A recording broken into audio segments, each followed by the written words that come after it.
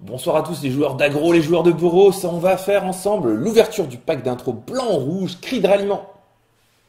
C'est le pack d'intro Boros, c'est le blanc-rouge, on va aller très très vite, c'est le cri du ralliement. Alors on va essayer d'ouvrir très vite, de jouer très vite et de faire très vite l'unboxing. Ok, pour de vrai on va quand même le faire d'une manière à ce que vous puissiez comprendre ce qu'il y a dedans. Hop, hop, c'est jeté, tac, tac, c'est ouvert, tac, n'oublions pas, il y a des choses dedans. Voilà, hop, c'est génial. On va ouvrir ce... Ah, bon ok, j'arrête de le faire vite, ça n'arrive pas à le faire correctement.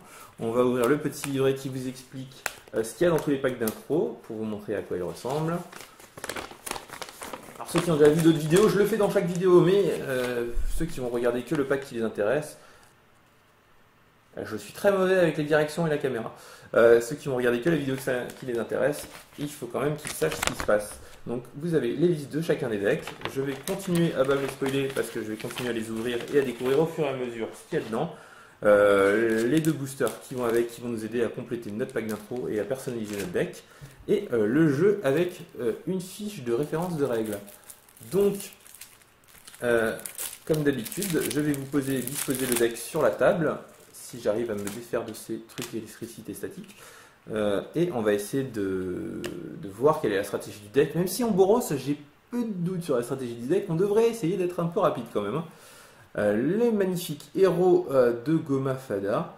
Donc l'allié qui vous rend indestructible toutes vos créatures à chaque fois qu'un allié arrive sur le champ de bataille. Je vous le mets en zoom à côté de la caméra, c'est quand même assez fantastique. Le voici. On a la capitaine Angélique. Qu'est-ce qu'elle fait dans la vie? À chaque fois qu'elle attaque, elle gagne +1/+1 pour chaque allié attaquant. Sachant que pour chaque autre allié attaquant, d'accord. Encore une carte à 5 mana. Et du coup, voilà, j'imagine que maintenant on va aller dans les cartes faible coût de mana, puisqu'on va jouer des alliés dans tous les sens. On a donc des alliés pour 1. Alors lui, il est plus particulièrement cool, puisque pour 5, il permet de donner +1/+1 à toutes les créatures que vous contrôlez jusqu'à la fin du tour. Et comme il est cool, on en a plusieurs. 3 pour être exact. L'allié de 1 pour 1. Qui est plutôt cool aussi. Alors, comme on peut le voir, déjà on a 5 drops à 1, donc à mon avis, on risque d'être relativement agressif.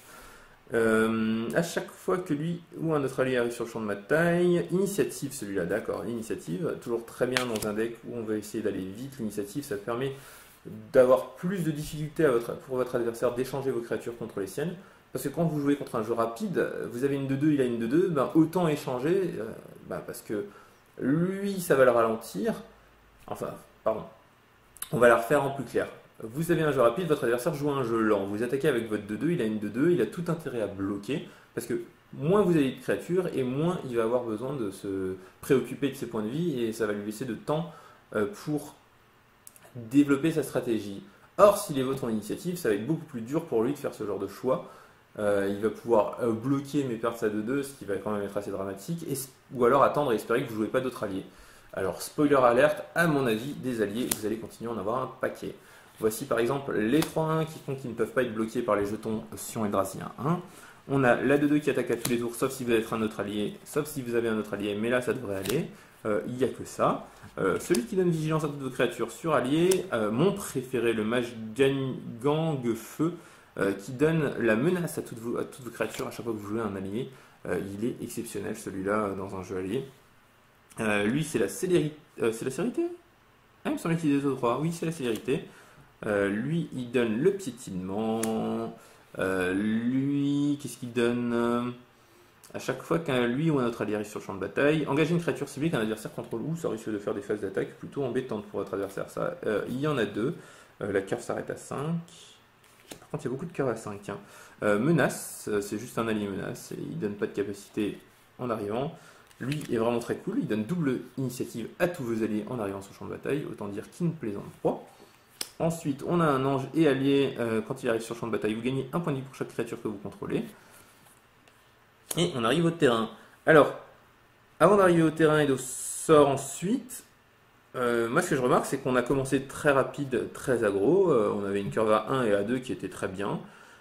Et après, on a presque rien à 3 et 4 et un trou dans l'agression, on n'agresse plus, c'est fini, et on arrive avec des milliards de créatures à 5 mana, alors certes plutôt cool, mais enfin, il y a un moment, il faut continuer à mettre la pression si on veut gagner. Du coup, on va voir ce qu'il y a derrière, hein, mais moi j'aimerais bien remplir ce trou et diminuer un peu par là. Parce que engager des créatures ou les 4-4 les 4-4 menaces, quoi. Les 4-4. Mais vos créatures ont déjà toutes menaces grâce à lui. À quoi ça sert d'avoir des 4-4 menaces? Donc, un terrain qui se sacrifie pour coller 2 et payer 5 mana, bien sûr. 2 quoi fixer votre mana. 2 fois le terrain blanc qui va gagner plus, qui va donner +1/+1 et vigilance à une créature jusqu'à la fin du tour, qui est très très bien. Des plaines, des montagnes, pas de grosses surprises. Allons voir les sorts. Alors, +2/+2 jusqu'à la fin du tour à une créature et vous prévenez toutes les blessures qui devraient être infligées par cette créature par des sources incolores. Plutôt correct. Hein. Je vous rappelle quand même qu'avec Carence dans l'extension, il n'y a pas que des grosses 10-10 qui sont incolores. Vous en avez d'ailleurs plusieurs pour les phases de combat. Ensuite, autant de blessures à une créature que de créatures que vous contrôlez. Vous en avez 2 également. Alors là, c'est pareil. La carte, pourquoi pas? Mais quand vous pouvez mettre plein de créatures, quand toutes vos créatures coûtent 5, vous n'allez pas pouvoir en avoir plein en même temps sur le champ de bataille. Il va falloir faire des choix, soit agressif, soit lent. Mais lent, a priori, il y a peu de chances que ça fonctionne correctement. Vol à votre créature, piochez une carte, distribuez des grosses créatures, et enfin, toutes vos créatures gagnent +2/+1 jusqu'à la fin du tour. Et encore une fois, +2/+1 à toutes vos créatures, c'est mieux quand vous avez plein de créatures, donc plein de créatures pas chères, plutôt que des 5-5, que des cartes pour 5.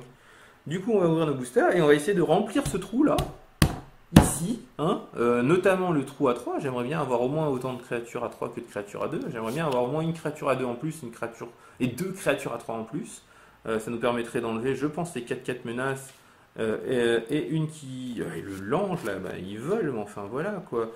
Voilà, on va essayer de...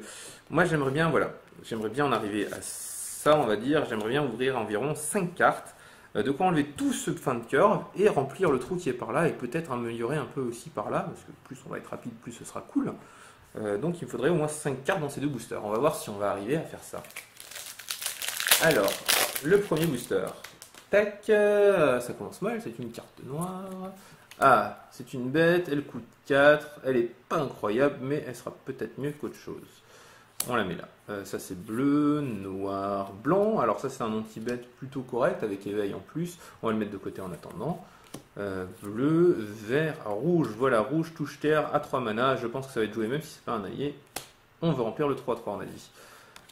Surnombre on en a déjà 2, c'est pas la carte qui me fait le plus rêver dans le pack, donc je vais pas la mettre. Qu'est-ce que c'est? C'est un allié, mais c'est blanc-vert, tant pis. Encore un châtiment du roulis. Tiens, bah, on n'en a pas dans ce deck là. On va le mettre de côté, pas sûr que ce soit utile. Qu'est-ce qu'il fait lui? À chaque fois que la créature équipée attaque, vous pouvez renvoyer un terrain que vous contrôlez dans la main de son propriétaire. Si vous faites ainsi, la créature gagne +2/+2 jusqu'à la fin du tour. Ouais, pourquoi pas. Si on avait moins de cartes à 5, pourquoi pas, mais là, non, vraiment pas. Super créature noire qui va donc pas nous intéresser, un terrain vert et un emblème. On a quelques cartes mais pas encore assez, hein. Vivement le deuxième booster. C'est l'extension, je suis dur à ouvrir, hein. Alors, noir, blanc, voilà, blanc, une de 2 pour 2. Et une de 2 pour 2, ça va peut-être être de jouer ça. Tac, un autre terrain blanc, alors lui il va être dedans quasi quoi qu'il arrive, on verra. Un terrain noir, un +2/+1, ça va. On en a déjà 2, c'est déjà pas mal. Hop, une de un piétinement pour 2 qui landfall, c'est pas mal du tout. Qu'est-ce qu'on a là? Une 4-2 landfall initiative, on va la mettre de côté également. Tac, tac.